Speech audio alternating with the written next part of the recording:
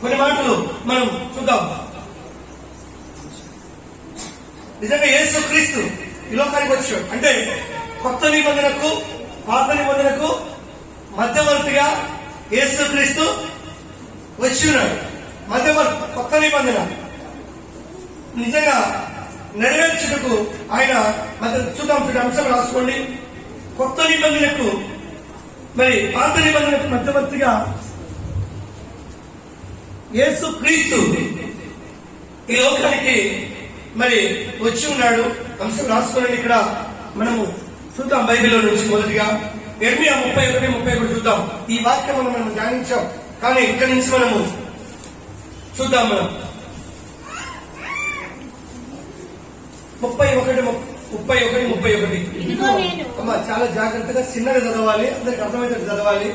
ఎవరు పరిగెత్తద్దు. దేవుని స్తోత్రం. చాలా జాగ్రత్తగా చదవాలి.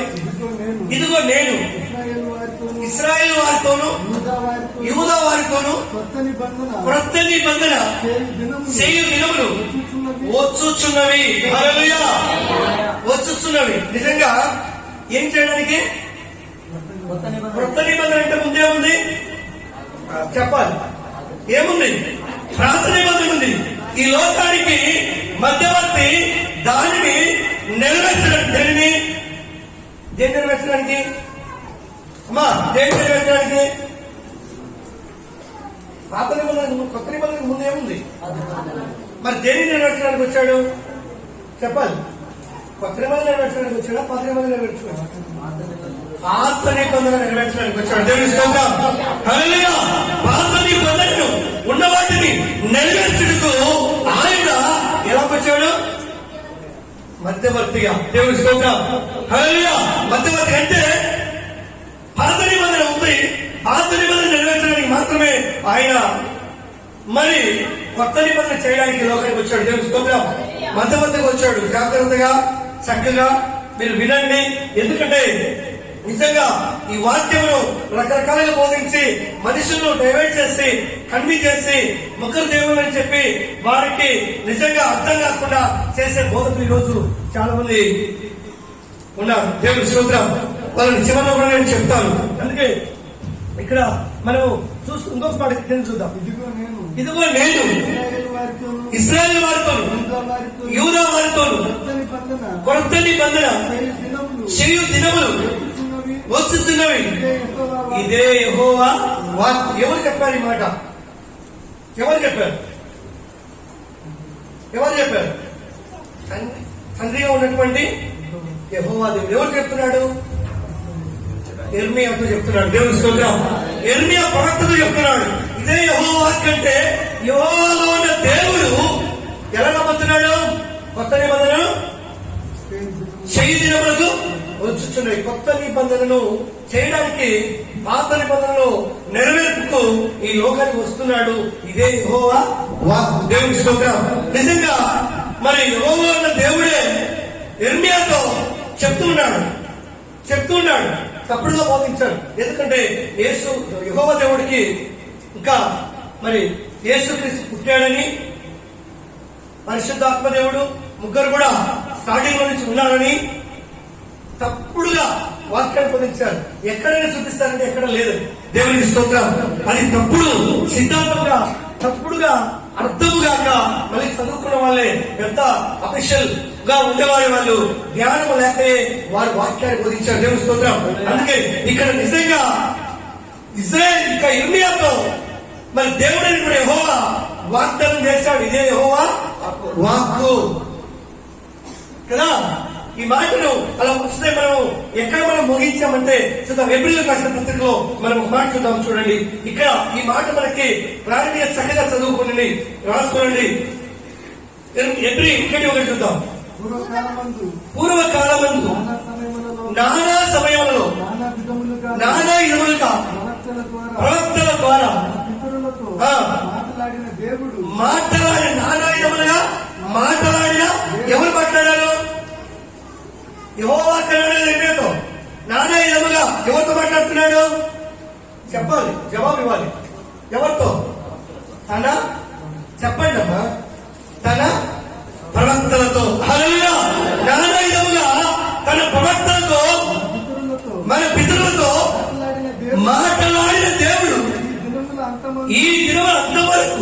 అంతమందు ఆ. కుమారుని ద్వారా కుమారుని ద్వారా మనతో మాట్లాడెను. మనతో మాట్లాడను.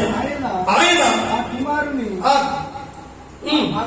ఆ కుమారుని సమస్తమునకు వారసునిగా నియమించను.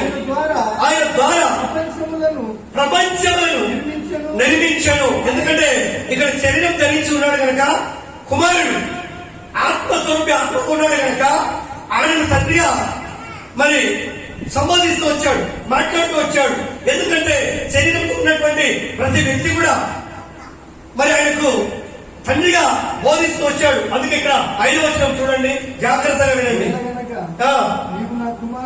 అది ఏలైనగా నీవు నా కుమారుడు నేడు అని చూడండి, జాగ్రత్తగా మళ్ళీ చదవమాట. నీవు నా కుమారుడు కదా, కుమారుడు కాదు, కుమారుడు నేను నేడు నిన్ను కని ఉన్నానని ఇదియుగాక నేను ఆయనకు తండ్రినై ఉండును, ఆయన నాకు కుమారుడైండు అనియు ఆ దూతలతో ఎవరితోనైనా ఎప్పుడైనా చెప్పిన. ఒకసారి చెప్పకూడదామా? హల్లెలూయా, హల్లెలూయా. వాక్యం వినేటప్పుడు చదివేటప్పుడు మన యొక్క హృదయాలు మనోనేత్రాలు చూపించబడాలి. దేవునికి స్తోత్రం, హల్లెలూయా. దేవుడు అక్కడే చెప్పలేదు ఆయనకు నేను కుమారుడని, ఆయన తండ్రి అని దూతలతో కూడా చెప్పలేదు. దేవునికి స్తోత్రం. అంటే దూతల గురించి బైబిల్లో రాయబడింది, అధికారులను బట్టి బైబిల్ రాయబడింది, ప్రధానులను బట్టి బైబిల్ రాయబడింది. యేసుక్రీస్తుని బట్టి గాని పరిశుద్ధాత్మ దేవుని బట్టి గాని రాయబడి ఉందా? ఈ పేరు రాయబడి ఉన్నాయా? యేసు అని ఉంది అక్కడక్కడ. యేసు అంటే ఏనే కనుక తండ్రి యేసు కనుక ఆయన గురించి ప్రభు అని సంబంధించింది కానీ నిజంగా ఇక్కడ దేవదూతలు కూడా చెప్పలేదంట, దేవదూతలు కూడా చెప్పలేదంట. ఏమని? ఆయనకు నాకు తండ్రిని కానీ ఆయనకు నేను కుమారుని. మరి తండ్రి కుమారుని ఎలా బోధిస్తున్నారు వీళ్ళు?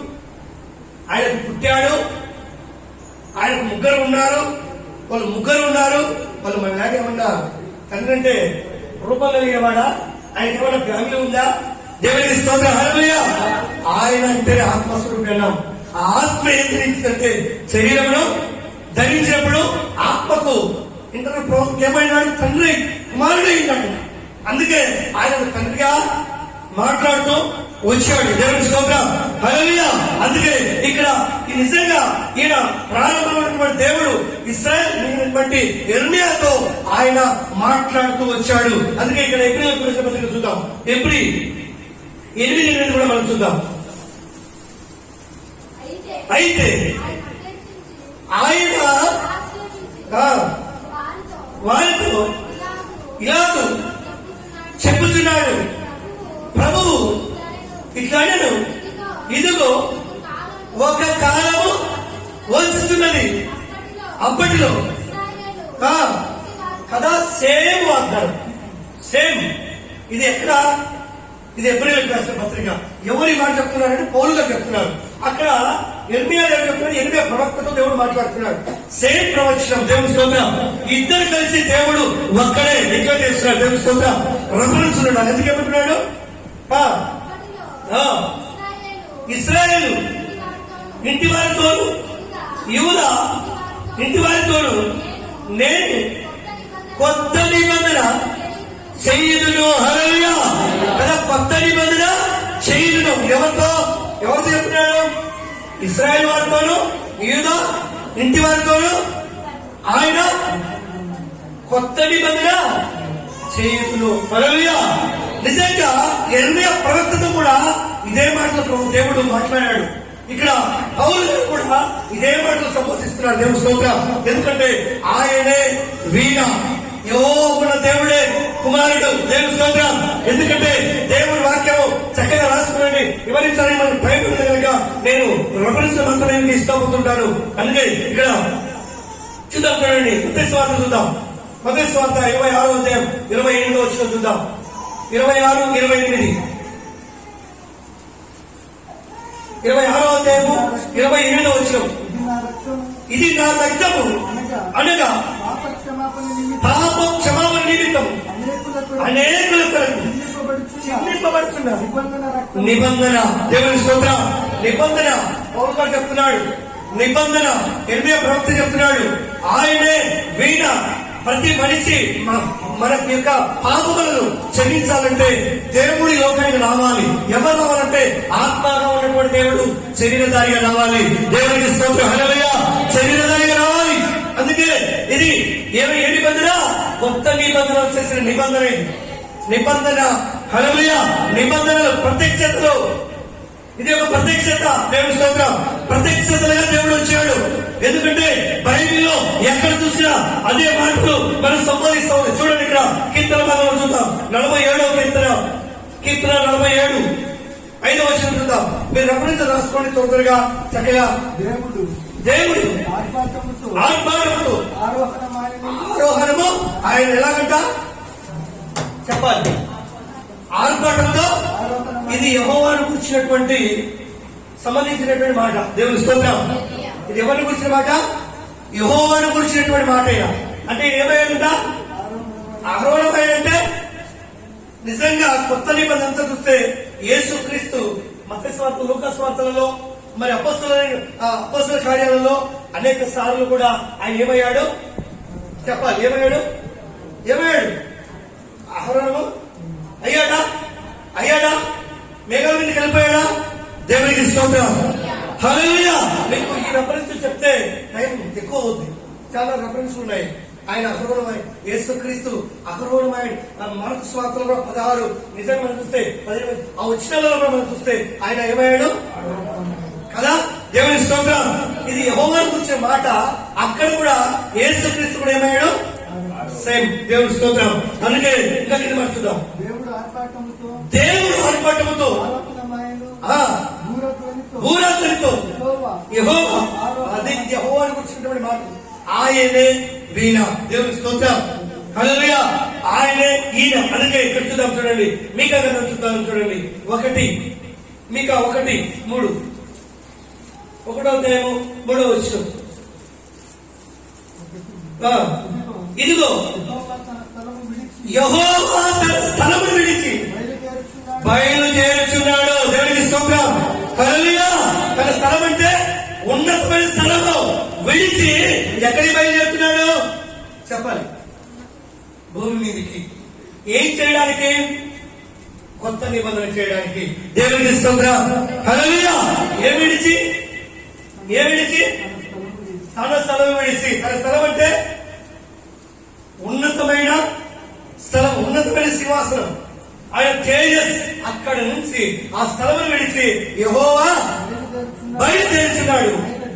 ఆయన దిగి ఎక్కడికి దిగడం అంటే ఎక్కడికి? ఏముంది అక్కడ? భూమి మీదికి. దేవుని స్తోత్రం. ఎవరైనా యేసుక్రీస్తే, హల్లెలూయా. ప్రత్యక్షతలను బట్టి ఆయన రావడం జరుగుతుంది. మీరు అర్థం చేసుకోవాలి. దేవునికి స్తోత్రం, హల్లెలూయా. దేవుడు అక్కడే జాగ్రత్త పడండి. అందుకే యెహోవా బయలుదేరి తన స్థలమును విడిచి బయలుదేరుచున్నాడు. ఆయన దిగి భూమి అంతా, భూమి యొక్క ఉన్నత స్థలముల మీద ఏం చేయబోతున్నాడంట? నడవబోతున్నాడు. దేవునికి స్తోత్రం, హల్లెలూయా. ఆయనే యెహోవా అయితే ఎప్పుడు వస్తాడు? ఎప్పుడు? ఆత్మలో ఉన్నప్పుడు ఆయన ప్రత్యక్ష రూపంలో మాట్లాడాడు. తిరిగి కొత్త నిబంధన చేయుటకు భూమి మీదకి ఆయనే ఉన్నతమైన స్థలంలో మీదకి వచ్చాడు. దేవుని స్తోత్రం, హల్లెలూయా. ఆయనే వీణ. ఎందుకంటే తప్పుడు వ్యాఖ్యానం చేశారు. సముద్ర గ్రంథంలో నిజంగా చూసి 8వ అధ్యాయంలో చూసి ఆయన పుట్టాడు, అక్కడ సరైనటువంటిది లేదు. 8, 22, 23 పుట్టాడని లేదు. ఆయన గురించి రాసిన మాట, ఆ ఒక్క మాటను తీసుకొని చూస్తే యూట్యూబ్లో అది తప్పుడుగా వాక్యములు సంబోధించారు. వాళ్ళకి అర్థం కాక, ఎందుకంటే అక్షరం కాదు, వాళ్ళు అక్షరం లోపల ఉన్నటువంటి మర్మము ప్రత్యక్షత వాళ్ళకి తెలియదు. దేవుని స్తోత్రం. అక్షరము అలంకరమాసం రాయబడి, అక్షరం వెనకేముంది చెప్పాలి? ప్రత్యక్షత లేదు, మర్మమా ప్రత్యక్షత. ఈ ఉన్నాయి, ఈ దాంట్లో అవి బయటికి రావాలంటే మనోనేత్రాలు వెలిగించబడాలి. అప్పుడు మాత్రమే బయటికి రాగలుగుతాయి. దేవునికి మహిమ కలుగును గాక, హల్లెలూయా. రాసుకోండి. యోహాను సువార్త 3వ అధ్యాయము 13వ వచనం. దేవుడు లోకమును ఎంతో ప్రేమించి 3:13 మరియు మరియు పరలోకము నుండి పరలోకము నుండి దిగి వచ్చిన వాడే దిగి వచ్చిన వాడు అనగా అనగా పరలోకములో ఉండు పరలోకములో ఉండు. సేమ్ సేమ్ మీకు చూశారు కదా, పరలోకములో ఉండు మనుష్య కుమారుడే మనిషి కుమారుడే తప్ప కుమారుడే తప్ప పరలోకములకు పరలోకములకు ఎక్కిపోయిన వాడెవడు? ఎక్కిపోయిన వాడు ఎవరు లేడు. అరణ్యములో ఆ మోషే తప్పకు ఎలాగ ఇక్కడ మీకు క్లారిటీ కావాలి కదా. 16 వచనం చూద్దాం. దేవుడు లోకమును దేవుడి లోకమును ఎంతో ప్రేమించాడు అనగా కాగా ఆయన తన కాగా జాగ్రత్తగా రండి. కాగా ఆయన తన ఆయన తన అద్వితీయ కుమారుని అద్వితీయ కుమారుడు పుట్టిన వాని యందు పుట్టిన వాడి యందు విశ్వాసం ఉంచి ప్రతి జాగ్రత్తగా రండి. అద్వితీయ కుమారుడా అద్వితీయ కుమారుడిగా చెప్పండి. కుమారుడిగా ఏంటి? పుట్టే కుమారుడే పుట్టాలిగా, మామూలు కాదు. దేవుని స్తోత్రం. అలాంటి వారికి ఏం కావాలి? నరాలు లీక్ కావాలి. దేవుని స్తోత్రం. హల్లెలూయా. మీకు చివరిలో చెప్తాను వాళ్ళు ఎవరు కూడా. దేవుని స్తోత్రం. హల్లెలూయా హల్లెలూయా. అద్వితీయ కుమారుడి కాదా కుమారుడా? కన్నిక గర్భవుతాయి కుమారుడి కనిన కంటుండదా? కనెను అంటే కంప్లీట్ అయ్యి. ఇక్కడ కుమారుడిగా అంటే అద్వితీయ కుమారుడిగా అంటే ఆయనే కుమారుడు. దేవుని స్తోత్రం. హల్లెలూయా. అద్వితీయ కుమారునిగా ఆయన కుమారునిగా ఈ లోకానికి వచ్చాడు. దేవునికి స్తోత్రం. హల్లెలూయా. పుట్టోడు చూద్దాం చూడండి అక్కడ. జనితైక కుమారుడు శనిదైక కుమారుడు. హల్లెలూయా. శనిదైక కుమారుడు. జాగ్రత్తగా మాటలు చూస్తే, దేవుడు వాక్యాన్ని ధ్యానిస్తే దేవుడు ఎంతమందో, దేవుడు అంటే ఎవరో ఒక్కడా ముక్కడా అనేది మనకు అర్థమవుతుంది. దేవుని స్తోత్రం. హల్లెలూయా. తెలియకనే ప్రతి దాంట్లో మొక్కి మీ భక్తిని పాటు చేసుకుంటున్నారు. దేవుని స్తోత్రం. ప్రతి వారి కోసం విని చెడిపోతున్నారు. దేవుని స్తోత్రం. హల్లెలూయా. అందుకే ఇక్కడ నిజంగా మనం యెషయా చూద్దాం చూడండి. 35:4 చూద్దాం. సత్సరిని హృదయులతో కత్తరీల హృదయంతో ఇట్లనుడి భయపడక భయపడక ధైర్యముగా ఉండు. ధైర్యముగా ఉండు. ప్రతిదండన చేయుటకై ప్రతిదండన చేయి. దేవుడు వచ్చి మీ దేవుడు అంటే దేవుడు అంటే ఎంతమంది? ఒక్కడైనా మనం మాట్లాడుతున్నాం. దేవుడు వస్తాడని చెప్పారా? మీ దేవుడు వచ్చునని చెప్పాడు. మీ దేవుడు వచ్చుచున్నాడు. ఏం చేయడానికి? అంటే కుమారుడా దేవుడు తండ్రి పరిశుద్ధాత్మ దేవుడా? దేవుని స్తోత్రం. హల్లెలూయా. ఇదే మన క్లారిటీ. దేవుని స్తోత్రం. అందుకే ఏమంటున్నాడు ఇక్కడ? ప్రతిదండన చేయుటకై దేవుడు నీ దేవుడు వచ్చుచున్నాడు. ప్రతి దండనను దేవుడు ఆ, చేయదగిన ప్రకారం చేయదగిన ప్రకారం ఆయన చేయును. ఆయన వచ్చి తానే మిమ్మల్ని రక్షించిన వస్తానని చెప్పాడు. కావాలంటే ఎలా కావాలి? అగ్నిగా వస్తే ఉంటావా? ఆత్మగా వస్తే ఉంటావా? ఎలా కావాలి? ఎలా కావాలి? కొత్త నిబంధన చేతికి ఏడికి వచ్చాడు? మనిషి కుమారుడిగా వచ్చాడు. దేవునికి స్తోత్రం. హల్లెలూయా. మనిషి కుమారుడిగా వచ్చాడు. ప్రతిదండన చేయుటకు, గద్దించడం, శిక్షించడకు, విడిపించడకు, రక్షించడకు, గుడ్డివారి కనులు తెరవబడుటకు. చెప్పడం ఒకసారి. హల్లెలూయా. ఎలా కావాలంటే ఆత్మగా వచ్చే పదం అది ఒక ప్రత్యక్షత. దేవుని స్తోత్రం. అగ్నిగా వచ్చాడు, అది ఒక ప్రత్యక్షత. దేవుని స్తోత్రం. హల్లెలూయా. ఇక్కడ తానే మిమ్మను గుడ్డివారి కన్నులు తెరవబడు కదా. ఎవరి కాలంలో? ఏ కాలంలో జరిగాయి? కొత్త నిబంధన కాలంలో జరిగాయా? కొత్త నిబంధన కాలం జరిగా కొత్త నిబంధన కాలం కొత్త నిబంధనలు జరిగాయి. ఇవన్నీ దేవుని స్తోత్రం. గుడ్డివారి కన్నులు ఏమయ్యాయి? తెరవబడ్డాయి. చెవిటి వారి చెవులు కుంటివాడు గంతులు వేయను. దేవుని స్తోత్రం. ఇవన్నీ కూడా నిజంగా యేసుక్రీస్తు కుమారుని ద్వారా నెరవేర్చబడ్డాయి. కుమారుని ఎందుకంటున్నామంటే శరీరంతో ఉన్నాడు కనుక. దేవునికి స్తోత్రం. గుర్తుపెట్టుకోండి. హల్లెలూయా హల్లెలూయా. అందుకే నిజంగా ఇక్కడ అంటాడు చూడండి. మత్తయి సువార్త 21 మత్తయి సువార్త 1:21 చూద్దాం. 1:21 ఆమె కుమారుని కనులు. దేవుని స్తోత్రం. అక్కడ అద్వితీయ కుమారునిగా. కుమారునిగా ఏంటి? అసలు కుమారుడిగా ఏంటి? ఏమంటుంది ఇక్కడ వాక్యము? ఆమె ఒక కుమారుని ఆమె ఒక కుమారుని కనులు ప్రజలను తన ప్రజలకు పాపములను వారి పాపముల నుండి ఆయనే రక్షించి ఆయనే రక్షించి ఆయన ప్రతిదండన చేయుటకు, చెవిటి వారి చెవులు తెరవబడుటకు, గుడ్డి వారి కనులు చూచుటకు, కుంటివారు గ్రంథులు వేయుటకు, దేవుని స్తోత్రం కదా.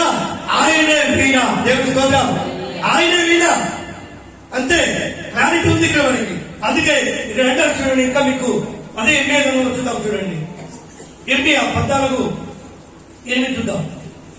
ఇశ్రాయేలునకు ఇశ్రాయేలునకు ఆశ్రయుడా ఆశ్రయుడా కష్టకాలమున కష్టకాలమున వారికి రక్షకుడా వారికి రక్షకుడు ఎవరైనా ఎప్పుడు రక్షకుడు అవసరం? కష్టకాలమున. ఇర్మియాతోనే మాట్లాడా, ఎబ్రిలకు రాసిన పత్రికలో అదే మాట్లాడా. దేవుని స్తోత్రం, హల్లెలూయా. ఇక్కడ కూడా ఏమంటున్నాడు? ఇశ్రాయేలునకు ఇశ్రాయేలునకు ఆశ్రయుడా ఆశ్రయుడు కష్టకాలమున కష్టకాలమున వారికి రక్షకుడా వారికి రక్షకుడా మా దేశములో మా దేశములో నీవేళ నీవేళ పరదేశి వలె ఉన్నావు. హల్లెలూయా. మా దేశం అంటే మన దేశం ఇది, మానవ కోటి నివసిస్తున్నటువంటి దేశం.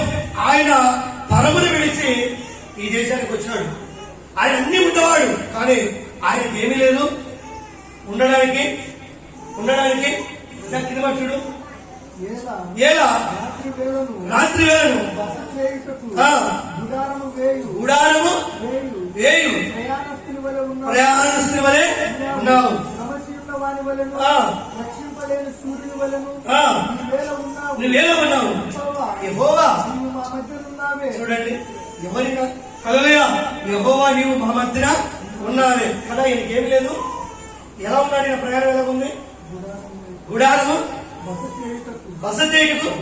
చూడండి, మీకు డిక్లర్ ఇక్కడ మనము లూకాసు వార్త 2:7 చూడండి. ఈయన యెహోవా అంటున్నాడు. మళ్ళీ తన తొలిసూరు కుమారుని తన తొలుసులు కుమారుని కని ఒట్టి గుడ్డలతో పొత్తి గుడ్డలతో చుట్టి పత్రములో సత్రంలో ఎక్కడ ఆయన ఎక్కడున్నాడంటే మనం ఎన్నికలు చూస్తున్నాం. ఎక్కడున్నాడు ఆయన? ప్రయాణికుల వలె ఎక్కడ పుట్టాడు? ఒక రోడ్డు మీద పుట్టాడు. తీసుకెళ్ళి ఆయన ఎక్కడ పెట్టాడు? ఒక గుడారం అన్నాడు. గుడారం మనకి ఏంటది? పశువుల తొట్టి పాక. దేవుని స్తోత్రం, హల్లెలూయా. ఎవరి ఆశ్రయుడు? ఇశ్రాయేలుకి ఏమైనాడు? ఆశ్రయుడు. దేవుని స్తోత్రం. ఇశ్రాయేలు కాలంలో ఆశ్రయుడు. నిజంగా ప్రేమ దేవుని పిల్లగా వాక్యము చక్కగా మీరు రాసుకునండి. త్వరగా నేను అందుకే మాట్లాడు చూడండి. అదే లూకాసు వార్త చూద్దాం చూడండి. లూకా 9:18 చూద్దాం. 9:18. ఒకప్పుడు ఆ, ఒంటరిగా ఆ, ప్రార్థన చేస్తుండగా ఆ. ఆయన శిష్యులు ఆయన ఎద్దు ఉంది. నేను ఎవరిని జన సమూహములు చెప్పుకొనుచుండగా ఆ, వారు ఆ, చూడండి, కళ్ళు ముయ్యబడ్డాయి. లేఖనాలు ఎప్పుడూ చదవిచ్చాయి. కానీ యేసుక్రీస్తు వాళ్ళ మధ్యలో ఉన్నాడు. దేవుని స్తోత్రం, హల్లెలూయా. వాళ్ళ మధ్యలో ఉన్నాడు. కానీ ఈయనలో ఆలోచన దేవుడు మళ్ళీ వాళ్ళని పరీక్షిస్తున్నాడు, అడుగుతున్నాడు. ఏం తెలుసుకున్నాడు? ఇప్పుడు మనం వచ్చాం, ఏం విన్నామో తెలియదు, ఏం వింటున్నామో తెలియదుగా ఉంటున్నాడు. దేవునికి స్తోత్రం, హల్లెలూయా. అందుకే ఒకడు ఏమంటున్నాడు? బాప్తిసమిచ్చు యోహానుని కొందరు, ఏలియాని కొందరు, పూర్వకాలపు ప్రవక్త ఎవడు లేచినని అందుకు ఆయన మీరైతే నేను ఎవరినని కదా. వాళ్ళు ఎవరు కాదు, బాప్తిసాలు ఎవరు కాదు, ఏలియా కాదు, పూర్వకాలంలో ప్రవక్త కూడా కాదు. దేవుని స్తోత్రం, కాదు. చూడండి ఏం చెప్తున్నారో, వాళ్ళ మధ్యలో యేసుక్రీస్తున్నాడు.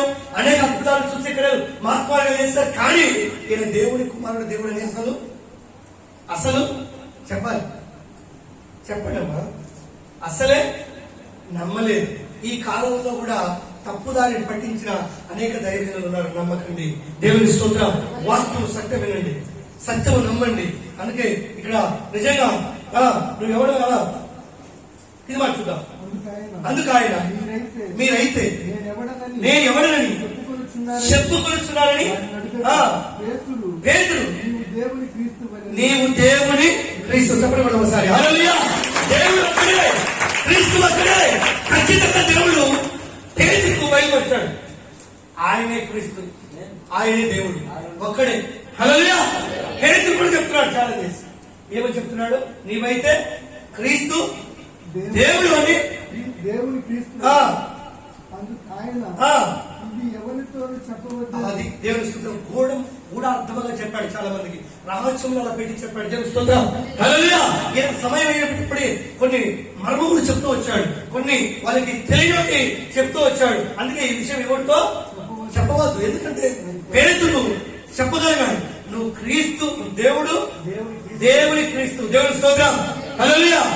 దేవుడు ఎవరు? క్రీస్తు ఎవరు? ఒకడే, ఒకడే. అందుకే 58 వచ్చిన చూడండి, 58 వచ్చి యేసు మళ్ళీ అందుకు యేసు నక్కలకు గొర్రెలు, నక్కలకు గొర్రెలు, ఆకాశ పక్షులకు నివాసములను కలవు గాని మనిషి కుమారుడికి తలవాల్చుటకు తలవాల్చుకొనుటకు ఆ. స్థలము లేదని స్థలము లేదు. చెప్పాను. ఏం చెప్పాడు? అతనితో అతనితో చెప్పాను. దేవుని స్తోత్రం. ఆయన పరదేశంలో ఉన్నాడు, ఒక ప్రయాణికుడుగా ఉన్నాడు, గుడారం లేని వాడిగా ఉన్నాడు. ఎవరైనా ఆది సంపుత్రుడు. దేవుని స్తోత్రం. ఆదిలో ఉన్నవాడు. హల్లెలూయా. ఆదిలో ఉన్నవాడు ఆయన్ని వీణ. ఎందుకంటే వాక్యము నిజంగా ఏదో ఒకటి చూసుకొని, రెండు చూసుకొని దాన్ని బట్టి కాదు, రెఫరెన్స్ చూడాలి, దాంట్లో సత్యాన్ని మనము తెలుసుకోవాలి. అందుకంటే చూడండి, యెషయా గ్రంథంలో చూద్దాం. ఇక్కడ యోహాను సువార్త చూద్దాం. చూడండి, యోహాను సువార్త 12:40 చూద్దాం. 12:40. వారు కన్నులతో చూసి అది ఎందుకంటే మొదటిగా మనం చూస్తాం కదా, వాళ్ళందరినీ అడిగాడు శిష్యులు. ఒకరేమో బాప్తిసాలిస్తూ యోహాను అన్నారు, మరొకడేమో ఏలి అన్నాడు, మరొకడేమో పూర్వకాలపు. అయితే పేతురు ఏమన్నాడు? నీవు దేవుని క్రీస్తు. నువ్వు దేవుని క్రీస్తు. దేవుని స్తోత్రం. అయితే నీ పేరు దేవుడు, ఇక్కడ క్రీస్తు అని పేరు పెట్టబడింది. హల్లెలూయా. నువ్వు దేవుని క్రీస్తు అని చెప్పాడు. అందుకే ఎందుకు వాళ్ళందరూ చెప్పలేకపోయారంటే ఇక్కడ ఉంది చూడండి. ఇందుచేత వారు నమ్మలేకపోయారు. అది వారు నమ్మలేకపోయారు.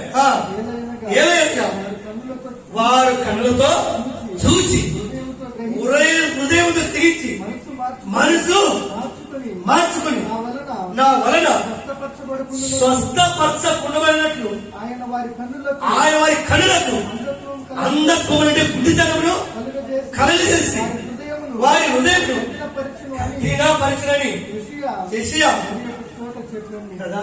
ఎవరు చెప్పాడు ఇది? యెషయా ప్రవక్త చెప్పాడు. దేవునికి స్తోత్రం. హల్లెలూయా. యెషయా ప్రవక్త చెప్పాడు. లూకా సువార్తలో అది నెరవేర్చబడింది. ఎందుకంటే నిజంగా యెషయా ప్రవక్త, ఆయన ప్రవక్తలతో దేవుడు మాట్లాడాడు. నిజంగా వారి కన్నులకు ఏముందంట?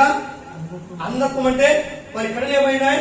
వాక్యాన్ని మరుగుపరిచి, వాక్యాన్ని చదవలేక, వాక్యంలో ఉన్నటువంటి సత్యమును, ప్రత్యక్షతను లేక, మర్మమును అర్థం చేసుకోలేక, అక్షరముగా చదివి అక్షరముగా వినిపించి తప్పుదారి పడిస్తున్నారు. 3 సిద్ధాంతాలు పెట్టి యెహోవా దేవుడని, యేసుక్రీస్తు కూడా ఒక దేవుడని, పరిశుద్ధాత్మ దేవుడు కూడా మరొక దేవుడని, ముగ్గురు దేవుడని. హల్లెలూయా. నేను వెంటనే అన్న కూడా పెట్టాలనిపిస్తున్నాను. దేవుని స్తోత్రం. హల్లెలూయా. ఎందుకు ఈ మాటలు నేను చెప్తున్నానంటే, ప్రియమైన దేవుని బిడ్డలారా, దేవుడు నిజంగా ఈ వారి యొక్క హృదయం ఏమైందంట? ఏమైందంటున్నాడు ఇక్కడ? ఏమైంది? కఠినపరచబడింది. ఇది ఏ ప్రవక్తతో మాట్లాడుతున్నాడు? యెషయా ప్రవక్త. అంటే ఇది ఎక్కడ జరిగింది? కొత్త నిబంధనలో జరిగింది కదా. హల్లెలూయా. కొత్త నిబంధన అపోస్తులైనటువంటి ఎవరు? యోహాను గారు. అపోస్తులైనటువంటి యోహాను గారు నిజంగా ఇక్కడ కొత్త నిబంధనలో ఈ మాటలు యెషయా ప్రవక్తతో చెప్పారు కదా, మీకు తెలియదని హెచ్చరిస్తున్నాడు. అందుకే ఇక్కడ అంటారు చూడండి, మీకు క్లారిటీ కావాలంటే అది యెషయా గ్రంథం 6వ అధ్యాయం 2వ వచనం చూద్దాం. చూడండి, ఈ మాటలు కూడా తప్పుగా బోధించాడు. మళ్ళీ ఆయనకు పైగా శరాబులు నిలిచి ఒక్కొక్కరికి 6 రెక్కలు, ప్రతి వాడు 2 రెక్కలతో తన ముఖమును తన కాళ్ళను కప్పుకొని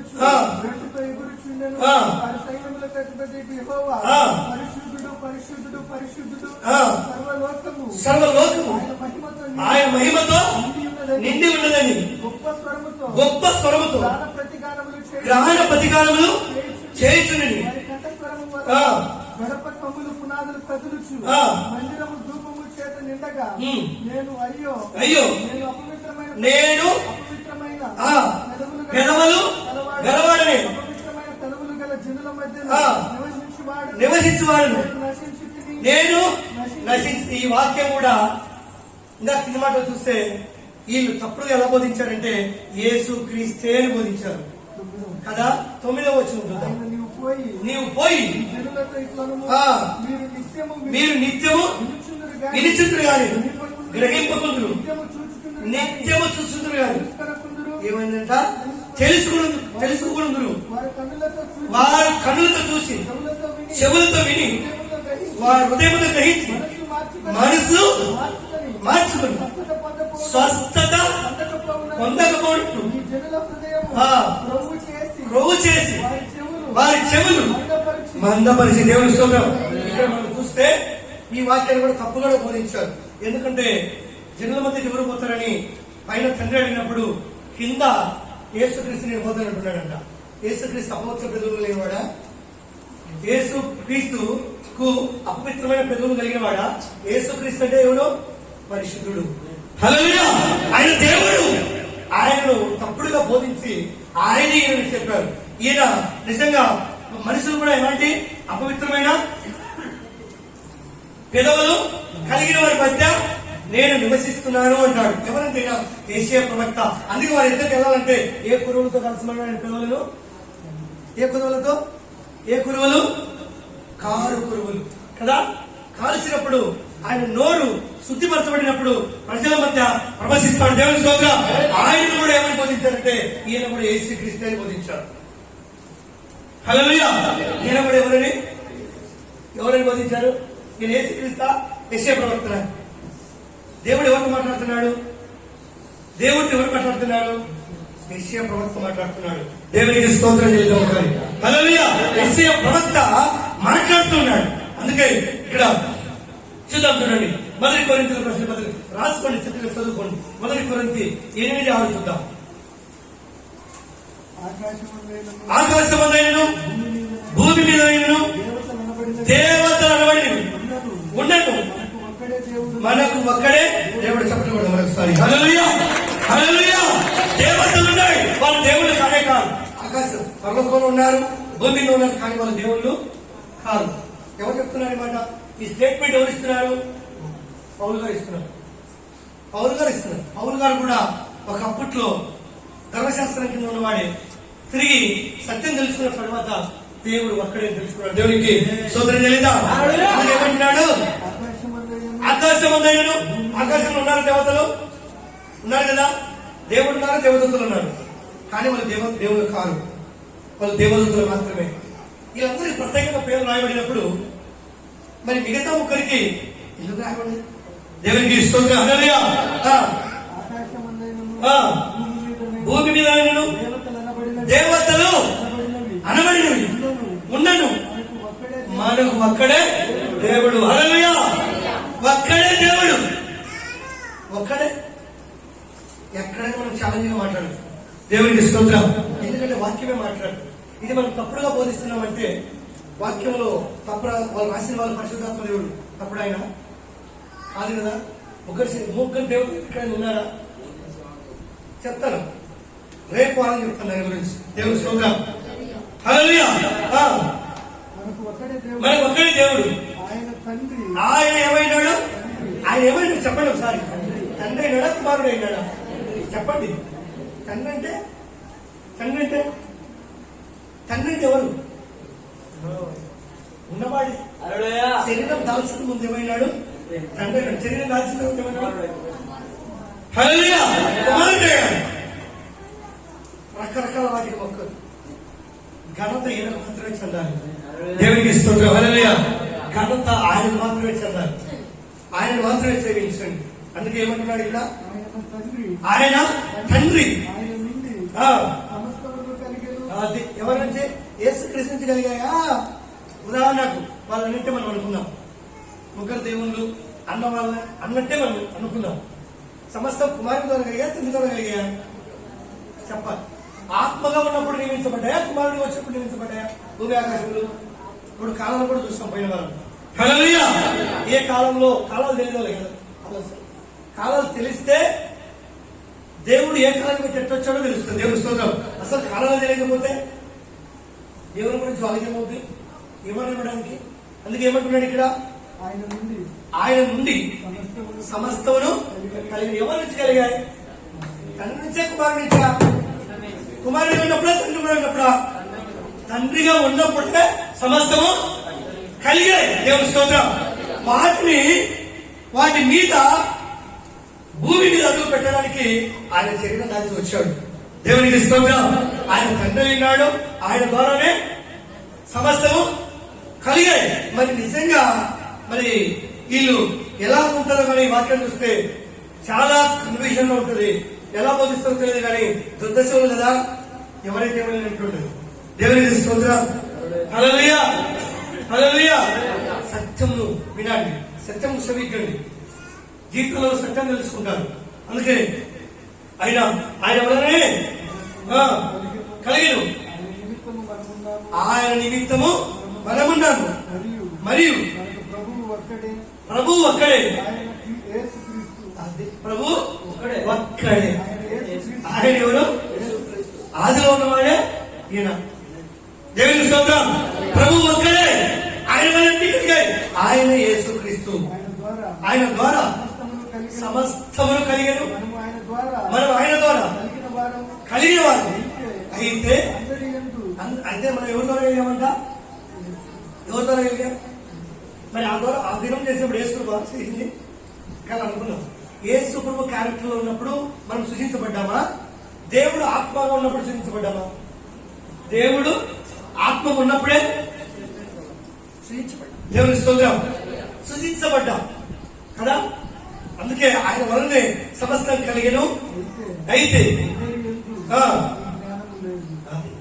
ఏం లేదు, యేసుక్రీస్తుమైనాడు, జ్ఞానమైనాడు. దేవుని స్తోత్రం. హల్లెలూయా. అయితే ఎవరి ఎందుకు జ్ఞానము? అందరి ఎందుకు ఈ జ్ఞానము లేదు. మీకు ఇంకా కూడా మీకు చూడండి, ఇక్కడ ప్రకటన గ్రంథం చూద్దాం. ప్రకటన 21 చూద్దాం. మరియు ఆయన నా తిట్లను సమాప్తమైనది. జాగ్రత్తగానండి, మళ్ళీ చదవమాట. నేనే అన్నాడు. అల్ఫాయు ఓమేగయు అనగా ఆదియు అంతమును అయిన వాడు. ఒకసారి చెప్పుకోవడం మరొకసారి. హల్లెలూయా, హల్లెలూయా. అల్ఫాయు ఓమేగయు, ఆదియు అంతము నేనే అన్నాడా? లేకపోతే నా కుమారుడు ఉన్నాడు, లేకపోతే ఆత్మ ఉంది చెప్పాడా? చెప్పండి. నేనే అన్నాడు. నేనే అంటే ఇక్కడ అన్నింటికి ఎవరు లేరు, నా ముందు నా వెనక ఎవరు లేరు, నా ముందు ఎవరు లేరు. నేనే అంటే అయిపోయింది, ఒక్కడే డిక్లేర్ అంతే. దేవుని స్తోత్రం. నేనే అన్నాడు. ఏమైనాడంట? ఏమైనాడు? అల్ఫాయు ఆది అంతము. ఆది అంటే ఆదిలో ఉన్నాడు నేనే, రేపు శివరిలో కూడా ముగింపు కూడా రాజా అన్నాడు, వస్తామన్నాడా? హల్లెలూయా. ఇక్కడ ఆది అంతమన్నాడు, మరొక చోట ఆది అంతం లేదన్నాడు. అది కూడా చూద్దాం. అదే ప్రకటన 22:13 చూద్దాం. నేనే అల్ఫాయు ఓమేగయు మొదటి వాడను. దేవునికి స్వప్నం చేద్దాం ఒకసారి. హల్లెలూయా. మొదట ఉన్నవాడనే చెప్తాం వాక్యం. మొదటి వాడను, కడపటి వాడను. ఏమంటున్నాడు? ఆదియు అంతము. ఏమంటున్నాడు ఇక్కడ? ఆది కదా, ఆది అంతము. మొదట ఏమన్నాడు? ఏమో దేవునికి స్తోత్రం. హల్లెలూయా, హల్లెలూయా. నిజంగా చూస్తే ప్రేమైన దేవుని పిల్లరా, దేవుని వాక్యము మనం చూస్తే ఆది అంతము లేని వాడు అంటాడు, ఆది అంతము నేనే అంటాడు కదా. ఆది అంతము నేనే, ఆది అంతము లేనివాడును. దేవునికి ఏమి లేదంట? ఆది అంతము లేదు. ఎప్పుడు 7 అతడు తండ్రి లేనివాడును. ఏం లేదా దానికి? జాగ్రత్త పడండి. బాధ చేసుకుని లేకపోతే ఇంకొకరుగా అందరికీ ఘనత చేయడం వల్ల మీరు భక్తి నశించిపోతారు. హల్లెలూయా. ఏమంటున్నాడు? తండ్రి లేనివాడు తండ్రి లేని జాగ్రత్త పడండి. తల్లి లేనివాడు తల్లి లేనివాడు వంశావళి లేని వంశావళి అసలే లేనివాడు జీవిత కాలమునకు జీవిత కాలము ఆదియైనను జీవమునకు అంతమును లేనివాడు దేవుని కుమారుని పోలి ఉన్నాడు. దేవుని పోలి ఉన్నాడంట. దేవుని పోలి ఉన్నాడంట. దేవుని కుమారుని పోలి ఉన్నాడు. అంటే కుమారుడు ఏ విధంగా శరీరం దాచి వచ్చాడో అదే విధంగా ఆత్మ ఉన్నది. ఆత్మే మనస్వరూపం. లేకపోతే ఆయన తండ్రి నన్ను చూస్తే ఇంకా టాపిక్ వార్త దేవుడి స్తోత్రం రేపు చూస్తాము. దేవుని స్తోత్రం హల్లెలూయా. అందుకే దేవుడు గొప్పవాడు. దేవుడు సైతం కనుక దేవునికి ఏమి లేదంట. ప్రకటనలో ఏమన్నాడు? ఆది నేనే అన్నాడు. హల్లెలూయా. నేనే అంటాడు. కానీ ఎక్కడైనా మనం ఇన్న దాంట్లో మీకు డౌట్ వచ్చిందా? ముగ్గురమని చెప్పాలి. ముగ్గురమని డౌట్ వచ్చిందా? సుమారుగా చాలా ఇంటూ వస్తున్నాం మనం. దేవునికి స్తోత్రం. కనుక మనందరం కూడా